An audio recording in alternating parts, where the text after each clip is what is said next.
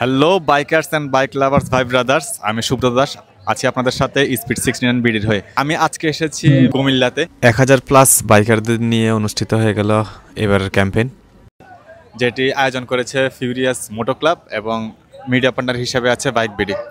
তো আমার পিছনে দেখতে পাচ্ছেন সিএফ মোটো বাংলাদেশ, যারা এই প্রোগ্রামের স্পন্সর, এবং সাথে আছে রেবো একটি ইলেকট্রিক স্কুটি, যারা বাংলাদেশে এখন 3টি স্কুটি নিয়ে ওনাদের কার্যক্রম পরিচালনা করছে। এবং আরেকটি বড় স্টল দেখতে পাচ্ছি আমরা, যেটি সুন্দর এবং গোছানো একটি স্টল।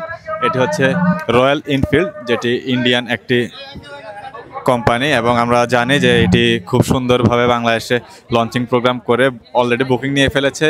রিসেন্টলি ওনারা হয়তো বুকিং করা বাইকগুলো ডেলিভারিও দিয়ে দিবে। প্রোগ্রামটা অনেক গোছানো, এবং এটি হচ্ছে সিজন 9। ওনারা নবমবারের মতো এই প্রোগ্রামটা কমপ্লিট করেছে, এবং এর বিশেষ আকর্ষণ হচ্ছে ট্র্যাক ট্রেল, যেটি সিজন 2 ছিল, এবং এটার কিছু ভিডিও আপনারা দেখে আসুন।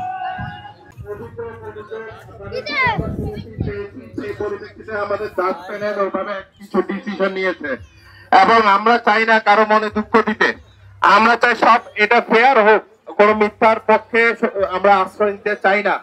আপনি নিজে বুঝবেন যে আপনার অবস্থাটা কি, এটা কিন্তু বাইরে থেকে কেউ বুঝবে না।